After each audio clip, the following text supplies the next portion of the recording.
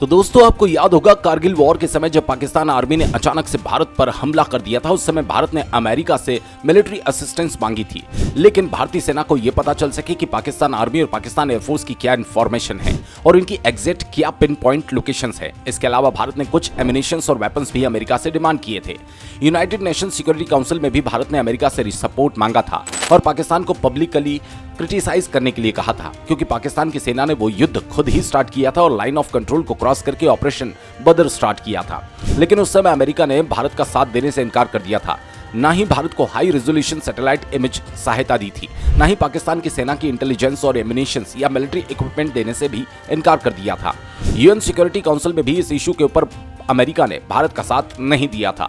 लेकिन अब अमेरिका चाहता है कि भारत ये सारी चीजें भूल जाए, क्योंकि सिचुएशन अब पूरी तरह से बदल गई है और भारत बस ये याद रखे, आज के बाद भारत को जब भी किसी भी चीज की जरूरत होगी तो अमेरिका भारत की मदद करने के लिए सबसे आगे खड़ा होगा। दरअसल अमेरिका के भारत में एम्बेसडर की तरफ से 2-3 स्टेटमेंट सामने आए। भारत और अमेरिका के करंट रिलेशंस के ऊपर अमेरिकन एम्बेसडर कहते हैं, हमें पता है कई बार हम सेम एनिमी का सामना करते हैं। सामने वाला दुश्मन एक ही होता है, चाहे वो नॉन स्टेट एक्टर्स हो या फिर स्टेट एक्टर्स। लेकिन भारत और अमेरिका एक साथ काफी मजबूत हैं। दोनों देश पार्टनरशिप में प्रोग्रेस कर रहे हैं। अमेरिका विश्वास रखता है कि भारत अपने बॉर्डर डिस्प्यूट्स खुद ही सॉल्व कर सकता है और भारत में खुद ही इतनी क्षमता है।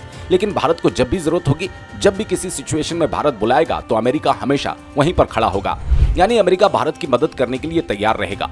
अमेरिकन एम्बेसडर आगे कहते हैं, भारत की चुनौतियां भारत की है और उनसे भारत सरकार को खुद ही निपटना है। अमेरिका इस चीज में बिल्कुल क्लियर है और हम ना ही भारत को कुछ सिखा रहे हैं, ना ही ज्ञान दे रहे हैं। यानी अमेरिका भारत के मामलों में दखल नहीं देना चाहता। अमेरिका यहाँ पर भारत से सीखने और सुनने के लिए आया है और इस चीज से कोई भी इनकार नहीं कर सकता कि किसी भी खतरे के समय भारत और अमेरिका की दोस्ती कितनी करीब हो जाती है, फिर चाहे वो चाइना के साथ बॉर्डर के ऊपर कोई सिचुएशन ही क्यों ना हो। यानी कि कॉमन एनिमी यहाँ पर चाइना है और अमेरिका जो भारत की मदद करने की बात कर रहा है वो चाइना के खिलाफ होगी। एक और स्टेटमेंट में अमेरिकन एम्बेसडर कहते हैं कि हम भारत के साथ बेस्ट फ्रेंड फॉर एवर वाला रिश्ता रखना चाहते हैं।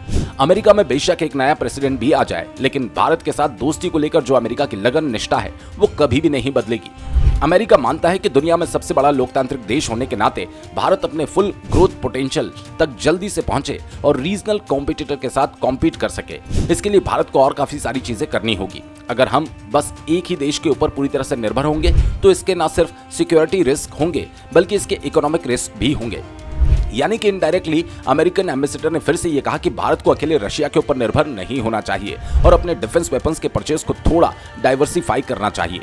एक और स्टेटमेंट में अमेरिकन एम्बेसडर आगे कहते हैं कि भारत के फाइटर जेट्स के लिए इंजन प्रेडेटर और कई डील साइन करना चाहते हैं। हम भारत के साथ डिफेंस वेपन और मिलिट्री इक्विपमेंट को डेवलप और मैन्युफैक्चर करना चाहते हैं। अमेरिका चाहता है कि उसके शिप्स और प्लेन्स भारत में आकर यहाँ पर रिपेयर हों और वो भारत के साथ ऐसी पार्टनरशिप बनाए जो इतिहास में पहले कभी नहीं बनी हो।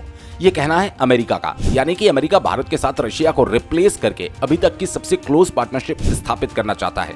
तो दोस्तों अमेरिका के इस ऑफर के बारे में आप लोगों की क्या राय है, हमें कमेंट करके जरूर बताएं। और हाँ, वीडियो अच्छा लगे तो लाइक और चैनल को सब्सक्राइब जरूर करें। धन्यवाद। जय हिंद, जय भारत।